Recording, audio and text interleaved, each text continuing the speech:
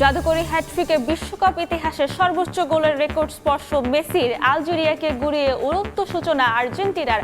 বাংলাদেশ সহ বিশ্বজুড়ে উল্লাস।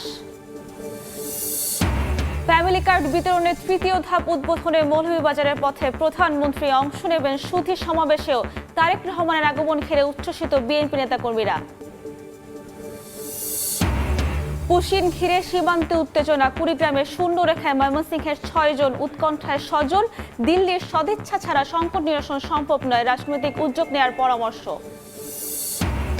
চট্টগ্রামে ৪ বছরের শিশু ধর্ষণ মামলার বিচার কাজ শেষ হচ্ছে ১৩ দিনে। কিছুক্ষণের মধ্যে রায় ঘোষণা। একমাত্র আসামির সর্বোচ্চ সাজার আশা পরিবার ও রাষ্ট্রপক্ষের।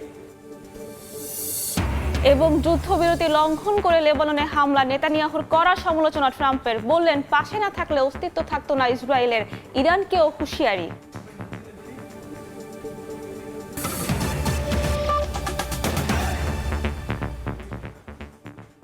সময় সংবাদের সঙ্গে আছি আমি সাব্বিরা মজুমদার। স্বপ্নীল বিশ্বকাপ শুরু আর্জেন্টিনার। প্রথম ম্যাচে লিওনেল মেসির জাদুকরী হ্যাটট্রিক দেখল ফুটবল বিশ্ব। সর্বোচ্চ গোলের রেকর্ড স্পর্শের ম্যাচে আলজেরিয়াকে ৩-০ গোলে গুড়িয়ে উড়ন্ত সূচনা আলবিসেলেস্তেদের। আকাশী নীল জার্সিতে ক্যারিয়ারের ২০০তম ম্যাচ স্মরণীয় করে রাখলেন আর্জেন্টাইন অধিনায়ক। বিশ্ব চ্যাম্পিয়নদের শুরুটা হলো চ্যাম্পিয়নের মতোই। কানসাস সিটি স্টেডিয়াম সাক্ষী হলো এক জাদুকরী রাতের। রেকর্ডের পাতায় নিজের নাম আরো সমৃদ্ধ করলেন লিওনেল মেসি। আলজেরিয়ার বিপক্ষে দুর্দণ্ড প্রতাপ দেখিয়ে চতুর্থ শিরোপা জয়ের অভিযান শুরু করলো আর্জেন্টিনা। লিওনেল স্কালোনি পছন্দের ৪-৩-৩ ফরমেশনে দল নামান মাঠে। চমক বলতে একটাই, বেঞ্চে হুলিয়ান আলভারেজ, তার জায়গায় শুরুর একাদশে থিয়াগো আলমাদা। দানবীয় কানসাস সিটি স্টেডিয়ামে তখনও দর্শকরা ঠিকমতো নিজেদের আসনে বসার সুযোগই পাননি। তার আগেই উল্লাসে ফেটে পড়েন আর্জেন্টিনার সমর্থকরা। খেলার মাত্র ৫ মিনিটেই বল জালে পাঠান লিওনেল মেসি। গ্যালারিতে উল্লাস শুরু হলেও তা থেমে যায় রেফারি অফসাইডের বাঁশি বাজালে। এর কিছু সময় পরই আলজেরিয়া বল পাঠায় আর্জেন্টিনার জালে, কিন্তু এবারও একই ভাগ্য বরণ করে নিতে হয় আফ্রিকান দলটিকে। অফসাইডে বাতিল হয় গোল। ম্যাচে আধিপত্য নিয়েই খেলতে থাকে আর্জেন্টিনা। মাহেন্দ্র খন আসে ১৭ মিনিটে।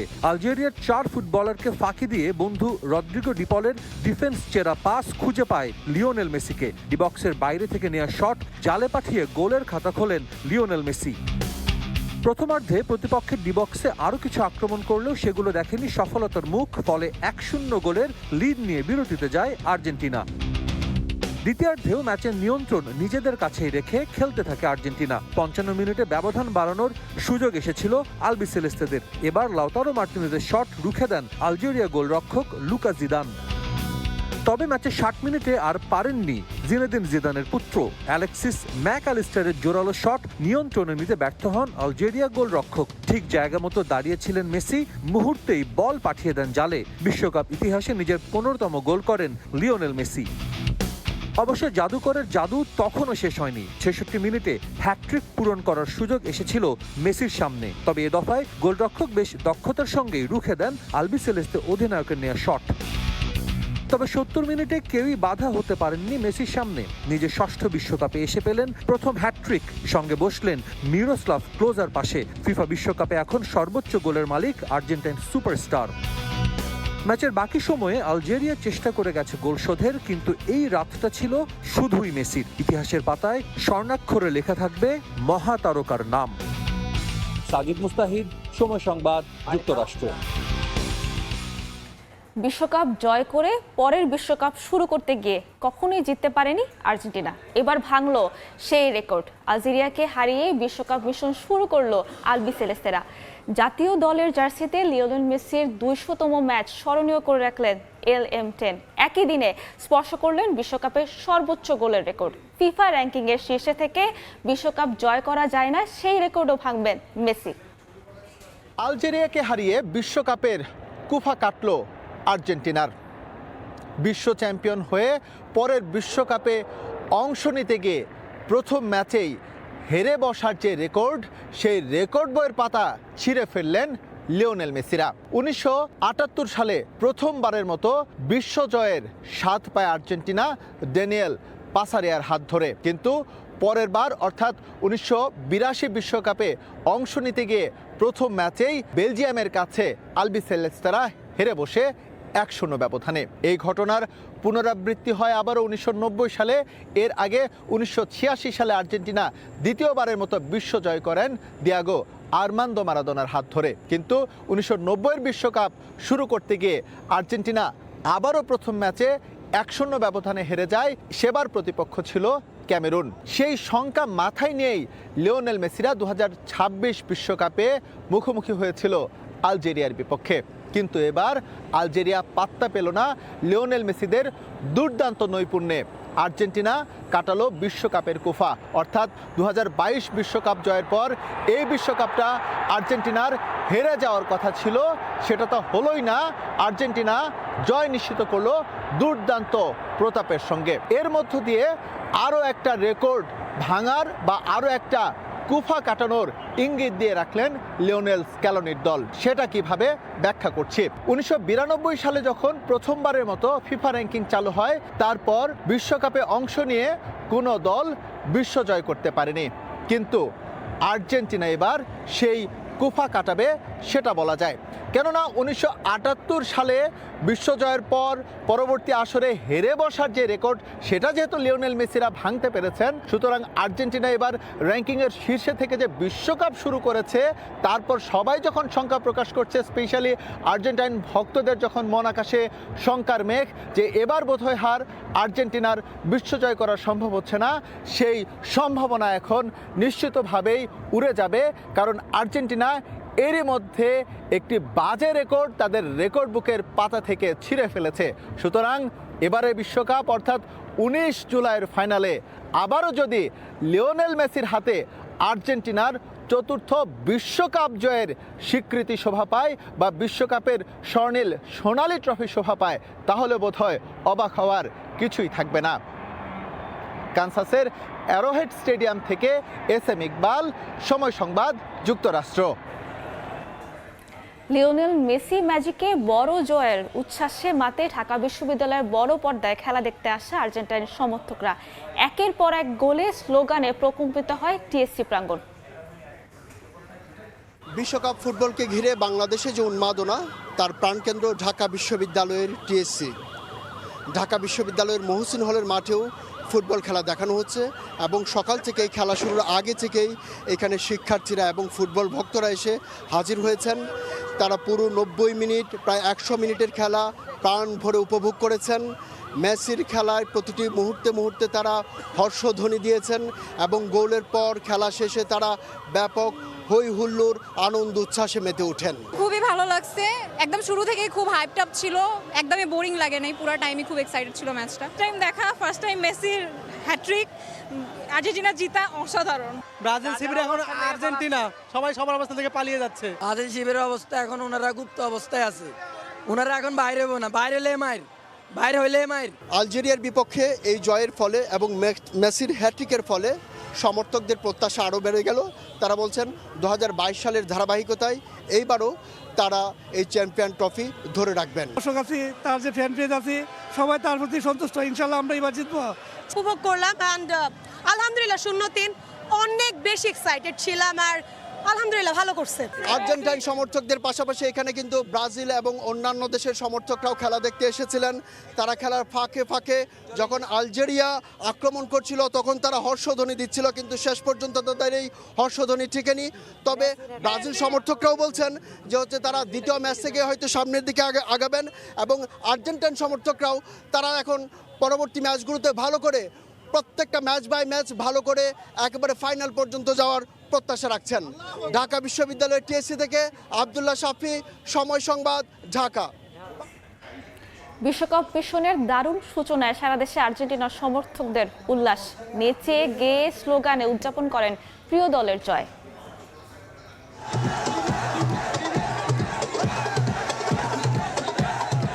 মেসির হ্যাট্রিক আর আর্জেন্টিনার জয়ের উন্মাদনায় কাঁপছে পুরো দেশ, বাঁধভাঙা উল্লাস সমর্থকদের। বুধবার সকালে খেলা শেষ হওয়ার পর চট্টগ্রামে আনন্দ মিছিল করেন আর্জেন্টাইন সমর্থকরা। আকাশে নীল সাদা জার্সিতে নেচে গিয়ে আনন্দ উল্লাসে মাতেন তারা।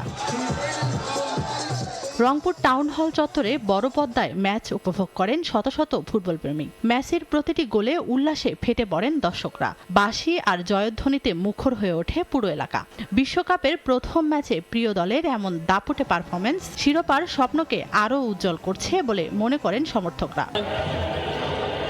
বিশ্বকাপের আর্জেন্টিনা ম্যাচের উন্মাদনায় মেতেছে জাহাঙ্গীরনগর বিশ্ববিদ্যালয়ের শিক্ষার্থীরাও। প্রিয় দলের খেলা দেখে উন্মুক্ত মঞ্চে উল্লাসে ফেটে পড়েন তারা। রাজশাহী, বরিশাল সহ সারা দেশে নেচে গেয়ে ও মিছিল করে প্রিয় দলের জয় উদযাপন করেন আলবি সেলেস্তা প্রেমীরা। আবারও বিশ্বকাপ জেতার প্রত্যাশা তাদের। তানজিনা তাসনিম, সময় সংবাদ। 24 বছরের প্রতিশোধ নিয়ে বিশ্বকাপ মিশন শুরু করলো ফ্রান্স। আফ্রিকান জায়ান্ট সেনেগালকে 3-1 গোলে হারালো ফরাসিরা। জোড়া গোল করে রেকর্ডের পাতায় নাম লিখিয়েছেন কিলিয়ান এমবাপ্পে। ফরাসিদের হয়ে সর্বকালের সেরা গোলদাতা এখন তিনি। আর 3 গোল করলে বিশ্বকাপেও হবেন সর্বকালের সেরা গোলদাতা। নিউ ইয়র্ক থেকে আরও জানাচ্ছেন হাসানুজ্জামান সাকি। 24 বছরের জমানো ক্ষতে অবশেষে প্রলেপ দিল ফ্রান্স। 2002 সালে যাদের কাছে হেরে তৎকালীন বিশ্ব চ্যাম্পিয়নদের বিদায় নিতে হয়েছিল গ্রুপ পর্ব থেকে, সেই সেনেগালের সঙ্গে গ্রুপ পর্বের প্রথম ম্যাচে আরও একবার সাক্ষাৎ সাবেক বিশ্ব চ্যাম্পিয়নদের। তবে এবার আর কোনো ভুল নয়। আফ্রিকার সিংহরা লড়াইটা সমান করলেও অভিজ্ঞতা আর ক্ষিপ্ততায় পেরে ওঠেনি ইউরোপের পাওয়ার হাউসের সঙ্গে। নিউ ইয়র্ক নিউ জার্সি স্টেডিয়ামে প্রথমার্ধের চিত্রটা ছিল একেবারে ভিন্ন। বিশ্বকাপের অন্যতম দাবিদার ফ্রান্স ছিল না চেনা ছন্দে। ফরাসিদের রক্ষণে বারবার আক্রমণ শানিয়েছেন সেনেগালের আক্রমণ ভাগ, কিন্তু ফিনিশিংয়ের অভাবে গোলের মুখ দেখেনি তারা। অবশ্য ভাগ্যকেও দোষতে হবে তাদের। গোলরক্ষককে পরাস্ত করতে পারলেও বারপোস্ট বাধা হয়ে দাঁড়ায় আফ্রিকার রাজাদের। রোমাঞ্চের পুরোটা জমা ছিল দ্বিতীয়ার্ধে। বল দখলে কিংবা নিয়ন্ত্রণে সেনেগাল এগিয়ে থাকলেও ফ্রান্স কাজে লাগিয়েছে তাদের অভিজ্ঞতা। ম্যাচের 66 মিনিটে এসে ডেড লক ভাঙেন ফরাসি অধিনায়ক কিলিয়ান এমবাপে। অলিসের পাস থেকে দারুণ শটে স্কোর করেন তিনি। সমতায় ফিরতে মরিয়া হয়ে ওঠে সেনেগালেও। আক্রমণে গেলেও ফ্রান্সের রক্ষণ ভাঙতে পারছিল না তারা। পাল্টা আক্রমণে আবার সুযোগ পায় দুইবারের বিশ্ব চ্যাম্পিয়নরা। এবার স্কোরশিটে নাম লেখান বারকোলা। দারুণ গোলে 2-0 লিড নেয় ফ্রান্স। ইনজুরি সময়ে প্রথম গোলের দেখা পায় সেনেগাল। বদলি নেমে প্রতিদান দেন কোচকে। ইব্রাহিম বায়ের গোলে 2-1 হয় ব্যবধান। যেন শেষ হইয়াও হইল না শেষ। তবে ফ্রান্স কোনো অঘটনের সুযোগ দেয়নি। সাদিও মানেদের গোলের পরের মিনিটেই ডি বক্সের বাইরে থেকে দূরপাল্লার শটে ফরাসিদের স্কোরশিট 3-1 করেন এমবাপে। আর এই গোলের মধ্য দিয়ে ফ্রান্সের হয়ে সর্বকালের সেরা গোলদাতা হয়ে যান তিনি। শেষ পর্যন্ত 3-1 গোলের জয় দিয়ে বিশ্বকাপ মিশন শুরু করল বিশ্ব চ্যাম্পিয়ন ফ্রান্স। শুরুটা ভালো না খেললেও শেষটা দুর্দান্ত খেলেছে ফ্রান্স। অন্য ফেভারিটরা যেখানে অঘটনের শিকার হচ্ছে, সেখানে ফ্রান্স তাদের মিশনটা শুরু করেছে নিজেদের চেনা ছন্দে। অন্যদিকে সেনেগালের লড়াইটাও ছিল প্রাণপণ। হাসানুজ্জামান সাকি, সময় সংবাদ, নিউ ইয়র্ক, যুক্তরাষ্ট্র। বিশ্বকাপ ফুটবলের আরও খবর থাকছে সংবাদের শেষ অংশে। ফ্যামিলি কার্ড বিতরণের তৃতীয় ধাপ উদ্বোধনে মৌলভীবাজারের পথে প্রধানমন্ত্রী তারেক রহমান অংশ নেবেন সুধী সমাবেশেও। এই মুহূর্তে সিলেট ওসমানী আন্তর্জাতিক বিমানবন্দরে আছেন সহকর্মী ইকরামুল কবির। সরাসরি যাচ্ছে তার কাছে। আমি এই মুহূর্তে আছি সিলেটের ওসমানী আন্তর্জাতিক বিমানবন্দরে। আর অল্প কিছু সময়ের মধ্যেই প্রধানমন্ত্রী তারেক রহমান সিলেটে এসে পৌঁছবেন এবং সিলেট থেকে যে বাস সবার আগে বাংলাদেশে ব্র্যান্ডিং করা বাসে করে তিনি মৌলভীবাজারের শ্রীমঙ্গলে প্রথম যেই কর্মসূচি ফ্যামিলি কার্ড বিতরণ, সেই কর্মসূচিতে অংশগ্রহণ করবেন। বলে রাখার প্রয়োজন যে তিনি এর আগে 2রা মে সিলেটে এসেছিলেন এবং ওই দিনও একইভাবে আজকে যেমন বৃষ্টি হচ্ছে, মুষলধারে বৃষ্টি হচ্ছে, ওই দিনও কিন্তু একই ধরনের বৃষ্টি হয়েছে। প্রধানমন্ত্রী হওয়ার পরে এবার দ্বিতীয়বারের মতো তিনি সিলেটে আসছেন। এর আগে 21 জানুয়ারি, চলতি বছরে 21 জানুয়ারি নির্বাচনী প্রচারণা শুরু করার জন্য হযরত শাহজালাল রহমতুল্লাহ আলাহি এবং হযরত শাহপরান রহমতুল্লাহ আলাহির মাজার জিয়ারত করে নির্বাচনী প্রচারণা শুরু করেন।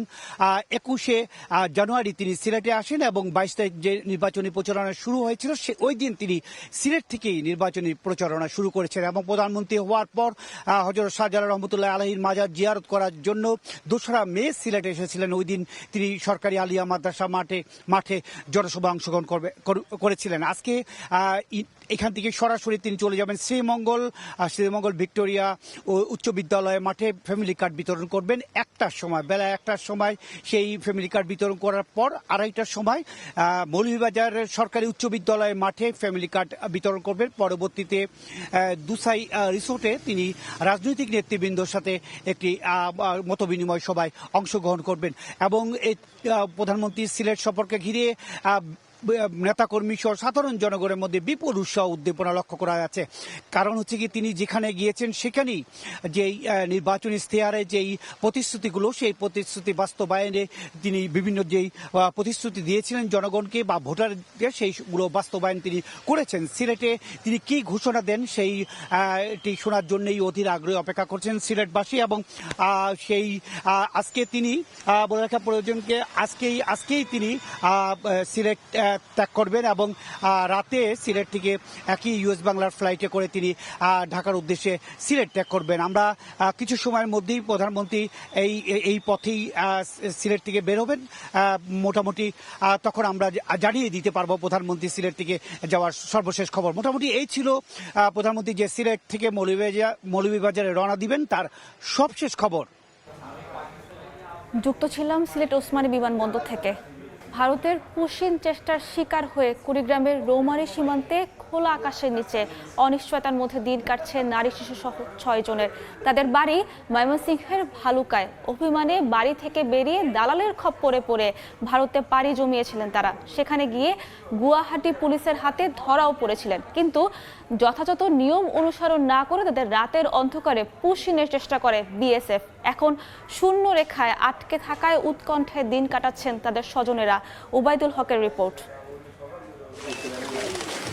কুড়িগ্রামের রৌমারী সীমান্তে বিএসএফের পুশিনের চেষ্টা ব্যর্থ হওয়ায় কয়েকদিন ধরে গৈটাপাড়া শূন্যরেখায় আটকে আছে 6 জন। সেখান থেকে একটু পরপরই ভেসে আসছে 2 শিশু ফাতেমা ও ফাহিমার কান্নার শব্দ। অসুস্থ হয়ে পড়েছেন তাদের মা সুমি আক্তার। খোলা আকাশের নিচে অনিশ্চয়তায় দিন কাটানো এসব মানুষের বাড়ি ময়মনসিংহের ভালুকায়। রাগ করে বাড়ি ছেড়ে দালালের খপ্পরে পড়ে ভারতে গিয়েছিলেন তারা।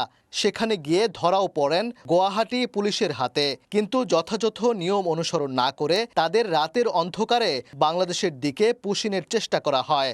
উৎকণ্ঠায় দিন কাটছে তাদের স্বজনদের। অটোরিকশা কিনতে মায়ের কাছে টাকা চেয়েছিলেন ভালুকার বিরুনিয়া ইউনিয়নের কংসিরকুল গ্রামের বিল্লাল হোসেন। সেই টাকা না পেয়ে অভিমান করে গত 6 জুন স্ত্রী সন্তানদের নিয়ে বাড়ি ছাড়েন তিনি। পরে তারা সিলেটের একটি মাজারে গিয়ে অবস্থান নেন। 9 জুন সেখানকার এক দালালের মাধ্যমে চলে যান ভারতে, কিন্তু সেখানে পুলিশের কবজায় আরও জটিল পরিস্থিতিতে পড়েন তারা। এ নিয়ে সেখানকার গণমাধ্যমে সংবাদও হয়েছিল। ভারত গেছে ধরা খাইছে পুলিশের কাছে। 6 জন আমার ছেলে, তার বউ, 2টা নাতি আর 2 জন। আমরা চাইতেছি যে গত 14 জুন রোববার ভোরে ভারতের জালুরচর বিএসএফ ক্যাম্পের সদস্যরা এক নারী, 3 পুরুষ, 2 শিশুসহ 6 জনকে বাংলাদেশে ঠেলে দেওয়ার চেষ্টা করেন। স্থানীয়দের সহযোগিতায় পুশিন রুখে দেয় বিজিবি। এরপর থেকেই নারী শিশুসহ ওই 6 জন সীমান্তের শূন্যরেখায় অবস্থান করছেন। তাদের পাহারায় সতর্ক বিজিবি ও বিএসএফ সদস্যরা। স্থানীয় বাসিন্দাদের দেয়া সামান্য খাবার ও পানি খেয়ে কোনো মতে বেঁচে আছেন তারা। ভুক্তভোগী এসব মানুষের নিরাপদ প্রত্যাবর্তন চান স্বজনরা। আমার বাপ মা দিনে না দিন কা আমার তালাই থেকে আমি শিশু বাচ্চা অনেক কষ্ট করতেছি। আমরা অনেক টেনশনে আছি। আপনাদের কাছে আমার একটা অনুরোধ, আমার সন্তানটা আপনারা ফিরে দিবেন। 2 বর্ডারের মাঝখানে আছে, এখন তারে কোন সময় গুলি করে মাইরা ফালাই কি করে তা তো আমরা জানি না। এখন তো আমরা খুব আতঙ্কে অনেক ভয়ে আছি। সীমান্তের শূন্যরেখায় আটকে থাকা ব্যক্তিদের ফেরাতে স্থানীয়ভাবে সহযোগিতা করা হচ্ছে বলে দাবি বিরুনিয়া ইউপি চেয়ারম্যানের। তাদের আইডেন্টিটি শনাক্ত করার পর আমি আমাদের ইউনো মহোদয়কে জিনিসটা অবগত করেছি। বিষয়টা লিগ্যালভাবেই তাদেরকে আমরা আমাদের ফেরত পাওয়ার জন্য যতটুকু সাপোর্ট আমাদের দরকার আমরা আমাদের পরিষদ থেকে দেব। বিজিবি বলছে সীমান্তের ভারতীয় অংশে আটকে থাকা ব্যক্তিদের সঠিক তথ্য দিচ্ছে না বিএসএফ। পুশিনের চেষ্টা করা এসব মানুষ নিয়ে আপাতত সিদ্ধান্ত নেওয়া যাচ্ছে না। যেহেতু তারা এখনো ভারতের ভূখণ্ডের ভিতরে আছে, তারা তো জিরো লাইনে না, ভারতের ভূখণ্ডের ভিতরে। বিএসএফ আমাদেরকে জানাবে এদের নাম ঠিকানা হচ্ছে এইটা, এই ঠিকানাটা আমাদের কাছে জানাইলে আমরা তখন আমাদের চ্যানেল মোতাবেক বা পুলিশের মাধ্যমে আমরা তখন ঠিকানাটা আমরা কনফার্ম করব। তখন তাদেরকে আমরা বলবো যে এবার ঠিক আছে, তাদেরকে আমাদের কাছে ফেরত দাও। গত রোববার দুপুরে বিজিবি ও বিএসএফ এর কোম্পানি কমান্ডার পর্যায়ে জরুরি পতাকা বৈঠক হলেও কোনো সমাধান হয়নি। ওবায়দুল হক, সময় সংবাদ, ময়মনসিংহ। এই মুহূর্তে কুড়িগ্রামের রৌমারীর গয়টাপাড়া সীমান্তে আছেন সহকর্মী বাদশা সৈকত, সরাসরি যাচ্ছে তার কাছে। আমি এই মুহূর্তে রয়েছি কুড়িগ্রামের রৌমারী উপজেলার যে গয়টাপাড়া সীমান্ত, সেই সীমান্তে আমি অবস্থান করছি। এখানে আসলে 6 জনকে এই গয়টাপাড়া সীমান্ত দিয়ে পুশিনের চেষ্টা করেছিল বিএসএফ এবং সেই 6 জন কিন্তু এখানে অবস্থান করছে এবং পাশাপাশি এই রৌমারী সীমান্তের যে আরও একটি এলাকা রয়েছে বন্দুকচর, সেই এলাকা দিয়েও কিন্তু 3 জনকে পুশিন করার চেষ্টা করেছিল, 3 যুবককে। সেই 3 যুবকও কিন্তু সেই সীমান্তে অবস্থান করছে। আমি যদি দেখাই যে এখানে আসলে এই যে পুশিনের শিকার যে 6 জন রয়েছে, তার মধ্যে 2 জন শিশু এবং 1 জনের বয়স 6 মাস এবং 3 জন যুবক রয়েছে এবং 2 দম্পতি রয়েছে, 2 শিশুর বাবা মা রয়েছে। আমরা যেটি জেনেছি এবং দেখেছি যে গত 4 দিন ধরেই কিন্তু তারা এই 2 দেশের যে সীমান্তে শূন্য রেখা রয়েছে 1060 যে আন্তর্জাতিক পিলারের কাছে, সেখানে অবস্থান করছেন। 2 দিন তারা খোলা আকাশের নিচেই ছিলেন এমনটি স্থানীয়রা জানিয়েছে এবং তারপর কিন্তু তাদের মাথার উপর সামান্য একটু প্লাস্টিকের ছাউনি দেওয়া হয়েছে এবং সেখানে তাদের যে পানির ব্যবস্থা সেটি নেই এবং তাদের যে খাওয়ার ব্যবস্থা সেটিও কিন্তু পর্যাপ্ত নেই। এবং পাশাপাশি যে বিষয়টি জানিয়ে রাখি যে এখানে একজন মহিলা মানুষ রয়েছে, তার যে বাথরুমের বিষয় আছে বা স্যানিটেশনের বিষয় আছে, সে বিষয়ে কিন্তু এখানে কোনো ব্যবস্থা নেই এবং তাদেরকে যদি প্রকৃতির ডাকে সাড়া দিতে হয় তাহলে তাদেরকে পাশের কোনো খেতে যেতে হয়। এরকম একটা পরিস্থিতিতে তারা মানবত জীবন যাপন করছেন এবং এখানে 2 দিকে বিজিবি এবং বিএসএফ রয়েছে, ভারত এবং বাংলাদেশের অংশে রয়েছে বিজিবি, ভারতের অংশে বিএসএফ রয়েছে। কিন্তু তারা তাদের সাথে আমি কথা বলেছি, তারা কিন্তু কোনো কিছুই বলতে পারছে না। তারা জানিয়েছে যে এটি উপরের সিদ্ধান্ত ছাড়া তাদের বিষয়ে কোনো সমাধান নেওয়া সম্ভব এই মুহূর্তে তাদের পক্ষ থেকে না এবং যার কারণে তারা কিন্তু কোনো দেশেই যেতে পারছে না এবং কোনো দেশের যে সীমান্ত, 2 দেশের যে সীমান্ত রক্ষী বাহিনী রয়েছে তারা কিন্তু কঠোর অবস্থানে রয়েছে এবং তাদেরকে কোনোভাবেই কিন্তু তাদেরকে আসলে সেই কোনো দেশের অভ্যন্তরে যেতে দিচ্ছে না, যদিও তারা এখন শূন্য রেখায় একেবারেই ভারতের অংশে অবস্থান করছে। এই ছিল কুড়িগ্রামের গয়টাপাড়া সীমান্তের সর্বশেষ। যুক্ত ছিলাম কুড়িগ্রাম থেকে। সময় সংবাদে আরও থাকছে। ছাদ ধসের পর দেয়াল ও পিলারে ফাটল, উদ্বোধনের আগেই বেহাল রাজশাহী বিশ্ববিদ্যালয়ের বিজয় 71 হল। বালিশ কাণ্ডে আলোচিত ঠিকাদার প্রতিষ্ঠানের বিরুদ্ধে অভিযোগ।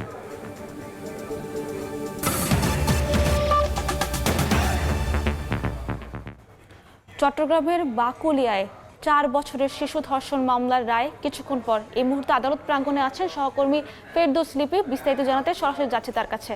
লিপি, চট্টগ্রামে আজকে আলোচিত 2 মামলার রায় ঘোষণা করা হবে এবং সকাল 11টা থেকে 12টার মধ্যে এই রায় দুটি ঘোষণা করা হবে এবং এর মধ্যে একটি হচ্ছে বহুল আলোচিত গত মে মাসে বাকুলিয়ায় যে শিশু ধর্ষণ ঘটনা, সেই শিশু ধর্ষণ ঘটনার যে মামলা সেটা ঘোষণা করা হবে সকাল 11টা এবং সেটা হচ্ছে মহানগর শিশু সহিংসতা দমন ট্রাইব্যুনাল বিচারক, তিনি সেই রায় দিবেন। আরেকটি হচ্ছে 2022 সালে আয়াত হত্যাকাণ্ড এবং সেই হত্যাকাণ্ডের রায় ঘোষণা করা হবে 6ষ্ঠ অতিরিক্ত মহানগর দায়রা জজ আদালতে এবং এই দুটি রায়কে কেন্দ্র করে আমরা দেখেছি যে ব্যস্ততা সেটা কিন্তু আদালত পাড়ায় দেখা যাচ্ছে এবং এর মধ্যে আপনাদেরকে জানাতে চাই সেটা হচ্ছে বাকুলিয়ার যে 4 বছর বয়সী শিশু যে ধর্ষণ ঘটনায়, সেই ধর্ষণ ঘটনায় মাত্র কিন্তু 8 কর্মদিবসে এই রায় ঘোষণা করা হচ্ছে এবং বিশেষ করে এটি সারা দেশে একটা আলোচিত ঘটনা। সেটি হচ্ছে যে যখন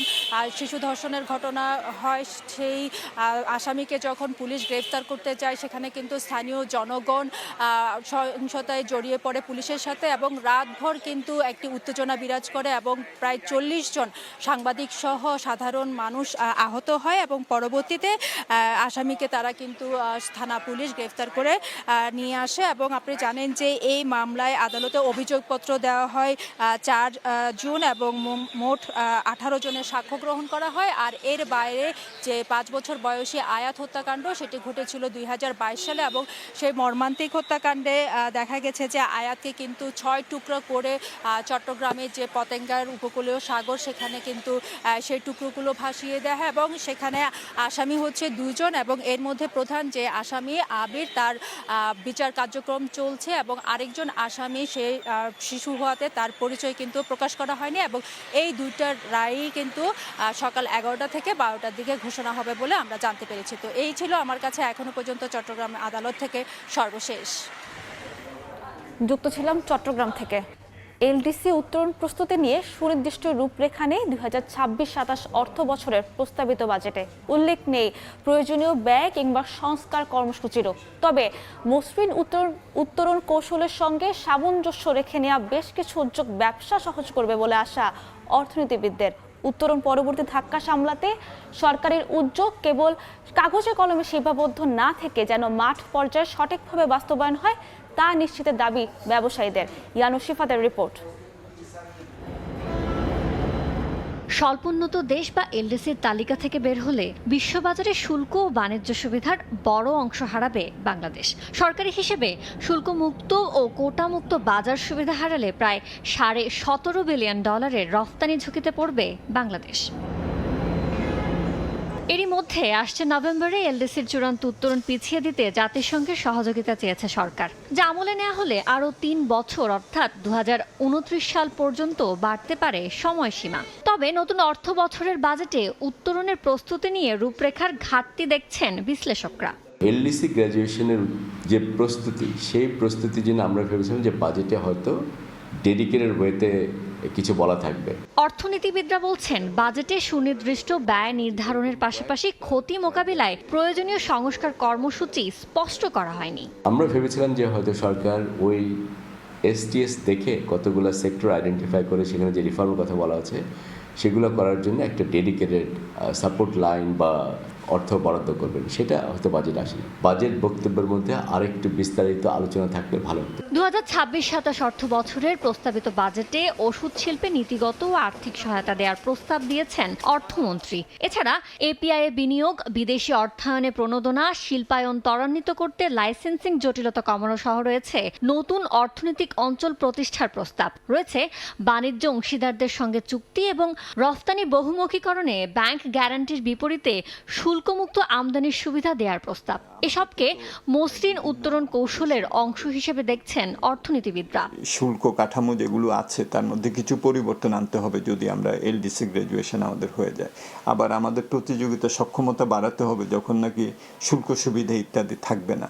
তো সাধারণভাবে যে বিনিয়োগ উৎসাহ দেওয়া হয়েছে, ব্যবসা বাণিজ্যের জন্য সিঙ্গেল উইন্ডো লজিস্টিক্স পলিসির কথা বলা হয়েছে, এগুলো এলডিসি গ্র্যাজুয়েশন স্ট্র্যাটেজির সাথে সামঞ্জস্যপূর্ণ। ব্যবসায়ীরা বলছেন পর্যাপ্ত সময় থাকা সত্ত্বেও ব্যবসা বান্ধব উদ্যোগ নেওয়া হয়নি। নিরসন হয়নি গ্যাস বিদ্যুতের মতো জ্বালানি সংকটের সমস্যাও, যার মাসুল দিতে তারা প্রস্তুত নয় উল্লেখ করে সমন্বিত উদ্যোগ বাস্তবায়নের তাগিদ তাদের। যারা নীতি নির্ধারণ পর্যায়ে থাকে ওনারা এলডিসি বলেন বা যে কোনো কারণে বলেন অনেক ভালো ভালো উদ্যোগ নেন, তাদের মানসিকতার সাথে যারা মাঠ পর্যায়ে বাস্তবায়ন করে ওনাদের মানসিকতা এক থাকে না। ফলে এই ক্ষেত্রে আসলে এইটার যে এসেন্স বাজেটের সেটা মাঠ পর্যায়ে কতটুকু বাস্তবায়ন হচ্ছে তার উপর আসলে আমাদের এলডিসির রেডিনেসটা নির্ভর করবে। আগামী অর্থ বছরের বাজেটে সৌর বিদ্যুৎ উৎপাদন ও আমদানিতে কর ছাড় এলডিসি উত্তরণে টেকসই শিল্পায়ন নিশ্চিত করবে বলে মত ব্যবসায়ীদের। টোটাল সে সরকারকে দিছে এরকম একটা। ইয়ানুস শিফাত, সময় সংবাদ, ঢাকা। সময় সংবাদে আরো থাকছে, মহাবিপন্ন হলুদ কাছিমের বাচ্চা ফুটিয়ে চট্টগ্রাম চিড়িয়াখানার চমক। পর্যবেক্ষণে স্বাস্থ্য আচরণ, জিপিআরএস ও ক্যামেরা লাগিয়ে আপাতত ছাড়া হবে ফয়েজ লেকের পাহাড়ে। নির্মাণ কাজ শেষ হওয়ার আগে দেয়াল ও পিলারে ফাটল দেখা দিয়েছে, খসে পড়েছে পলেস্তারা। রাজশাহী বিশ্ববিদ্যালয়ে ৭৪ কোটি টাকা ব্যয়ে নির্মাণাধীন বিজয় ৭১ হলের এমন দশা, এতে আতঙ্কিত শিক্ষার্থীরা। রূপপুরের বালিশকাণ্ডে আলোচিত ঠিকাদারি প্রতিষ্ঠান Majid and sons construction limited করছে এই কাজটি। ২০২৪ সালে এই হলের অডিটোরিয়ামের ছাদ ঢালাইয়ের সময় ধসে পড়ে ৯ জন আহত হন। হাবিবুর রহমান পাপ্পুর তোলা ছবিতে বিস্তারিত সাইফুর রহমান রকির প্রতিবেদন।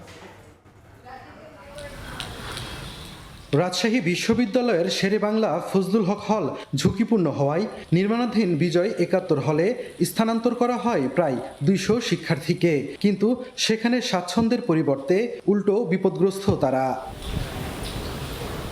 নির্মাণ কাজ শেষ হওয়ার আগেই বিজয় ৭১ হলের দেয়াল ও পিলারে দেখা দিয়েছে ফাটল, খসে পড়েছে পলেস্তারা।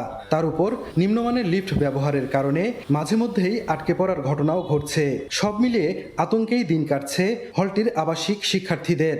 উদ্বোধনের আগে এই যে সমস্যাগুলো ফেস করছি, আমরা আসলে আতঙ্কে আছি যে ইন ফিউচারে যদি বড় ধরনের ভূমিকম্প হয় অবস্থা কি হতে পারে। ফাটল দেখা দিতেছে, ওই জায়গাগুলো প্লাস্টার করা লাগতেছে আবার নতুন করে। যেভাবে যদি লিফট আটকে যায় আর একবার করে ধরেন অটো আবার চালু হয়, বন্ধ হয়, চালু হয়। শেরেবাংলা হলে ঝুঁকিপূর্ণ অবস্থা দেখে আমাদের এই হলে পাঠানো হয়েছিল, কিন্তু আমরা রিসেন্টলি দেখছি যে এই হলেও ফাটল ধরতেছে।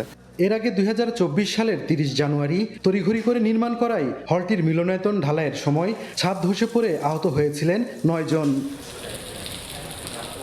বিশ্ববিদ্যালয় প্রশাসন সূত্র বলছে ৭৪ কোটি টাকা ব্যয়ে ১০তলা হলটির নির্মাণ কাজ করছে রূপপুরের বালিশকাণ্ডে আলোচিত ঠিকাদারি প্রতিষ্ঠান Majid and sons construction limited. তবে প্রতিষ্ঠানটির ঊর্ধ্বতন কাউকে না পাওয়া গেলেও সেখানকার এক প্রতিনিধির দাবি কোনো গাফিলতি নেই তাদের। ভার্সিটি কর্তৃপক্ষ এদের তদন্ত কমিটি তৈরি করছে, এগুলো তারা দেখতেছে, প্রপারলি শিওর যে আমাদের কাছে কোনো গাফিলতি নেই। বিশ্ববিদ্যালয়ের প্রধান প্রকৌশলী বলছেন, বিষয়টি তদন্ত করে প্রশাসনের কাছে প্রতিবেদন জমা দেওয়া হলেও তা এখনই প্রকাশ করা হবে না। তদন্ত করেছি, তদন্তে একটা রিপোর্ট দিছি, এখন রিপোর্ট দেওয়ার পরে সে কথাটা তো বলা ঠিক হবে না। আমাদের কাছে মনে হয়েছে এটা এই মুহূর্তে কোনো ঝুঁকিপূর্ণ না। নির্মাণ কাজে ত্রুটি না থাকলে এমন ঘটনা ঘটার কথা নয় উল্লেখ করে নগর পরিকল্পনাবিদ বলছেন প্রয়োজন বিশদ পরীক্ষা নিরীক্ষার।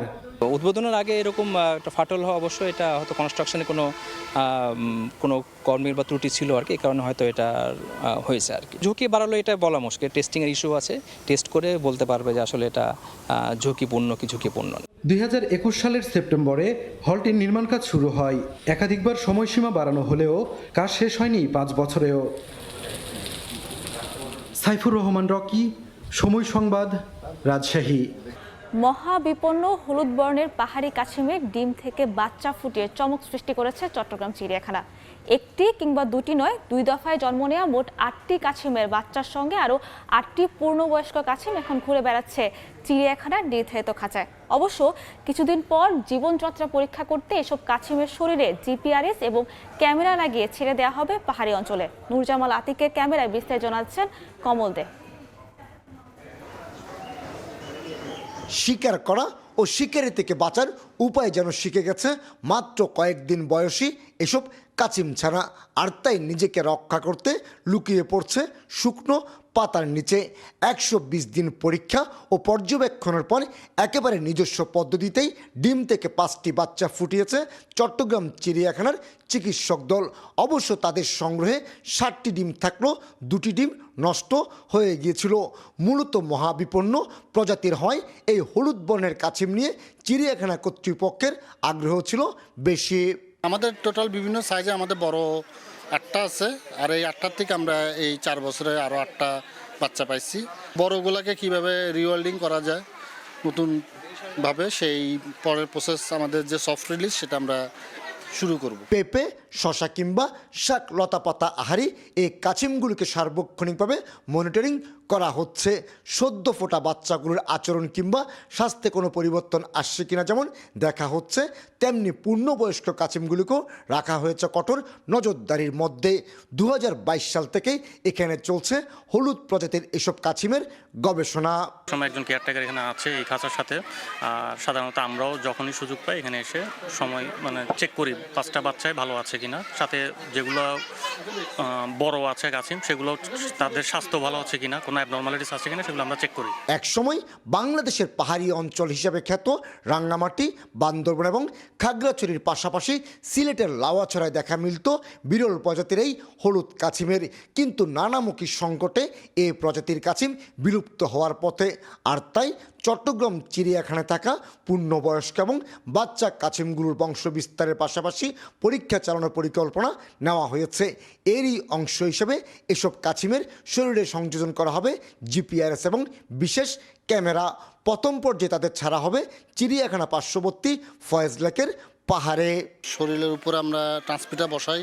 আমাদের চিড়িয়াখানার অভ্যন্তরে যে পাহাড় আছে সেখানে একটা নির্দিষ্ট এরিয়ার মধ্যে আমরা তাদেরকে মনিটরও করব।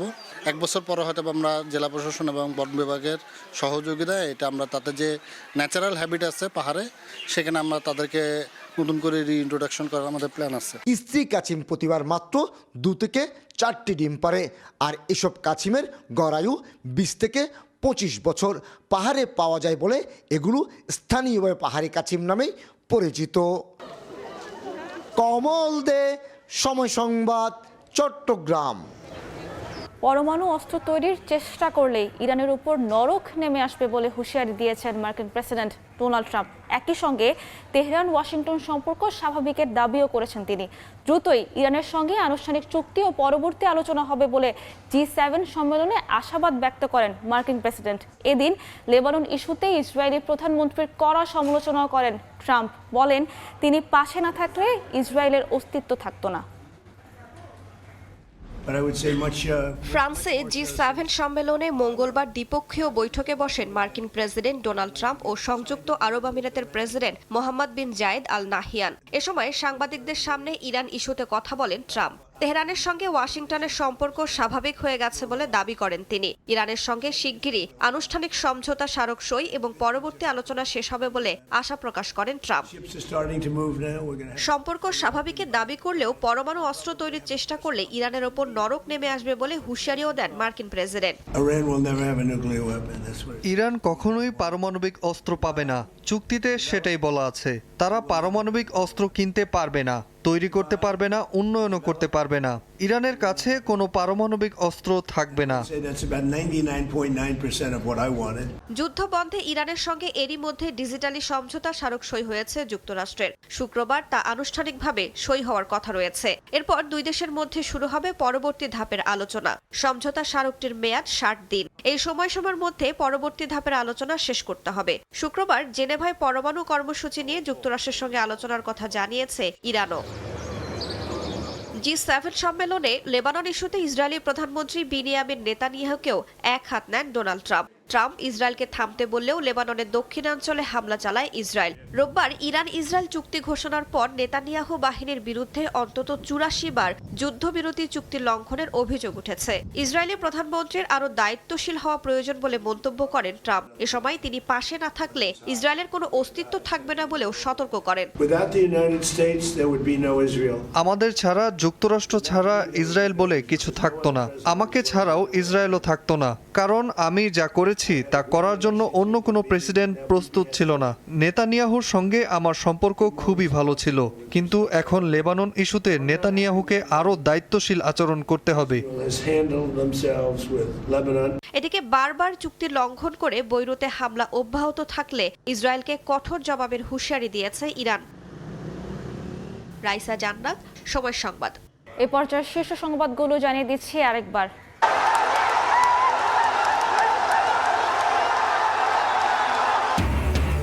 জাদুকরি হ্যাটট্রিকে বিশ্বকাপ ইতিহাসের সর্বোচ্চ গোলের রেকর্ড স্পর্শ মেসির। আলজেরিয়াকে গড়িয়ে উড়ন্ত সূচনা আর্জেন্টিনার। বাংলাদেশ সহ বিশ্বজুড়ে উল্লাস।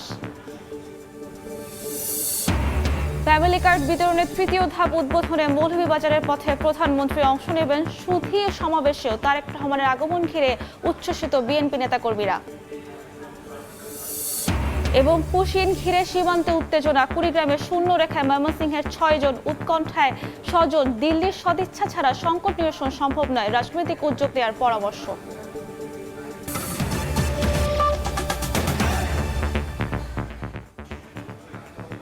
এ ছিল সকাল 10টার সময় সংবাদ। দর্শক, বিশ্বকাপ ফুটবলের মহাযজ্ঞ সরাসরি সম্প্রচার করছে সময় টেলিভিশন। দেখতে চোখ রাখুন সময়ের পর্দায়। এরপর এ সময়ের বাণিজ্য নিয়ে আসছে কিছুক্ষণ পর। সঙ্গেই থাকুন সময়ের।